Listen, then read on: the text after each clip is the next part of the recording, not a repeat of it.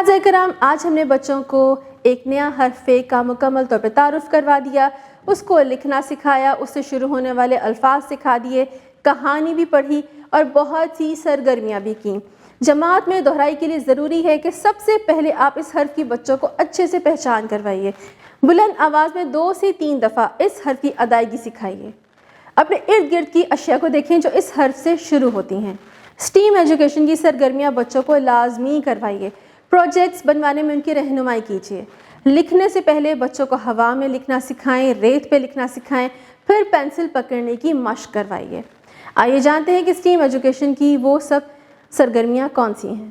سائنسدان میں بچوں کو فالسے کا تعارف کروائیے۔ سب سے پہلے تو بتائیے کہ فالسے کی ابتدائی آواز فے سے شروع ہوتی ہے اور یہ ایک پھل ہے۔ بچوں کو بتائیے کہ گرمیوں میں فالسے کا شربت بہت قوت بخش ہوتا ہے۔ جدت دان میں بچوں کو فوارے کا تعارف دیتے ہوئے بتائیے کہ فوارہ پانی کو اوپر پھینک کر خوبصورت منظر پیش کرتا ہے۔ تعمیر دان میں پلیٹوں کی مدد سے تصویر میں موجود ہر فے سے شروع ہونے والی کوئی بھی چیز بنوانے میں بچوں کی رہنمائی کیجیے۔ رنگ دان میں اوپر دیے گئے فوارے کے خاکے میں رنگ بھروائیے۔ ریاضی دان میں اس سبق میں موجود ہر فے سے شروع ہونے والی چیزوں کی گنتی کروائیے۔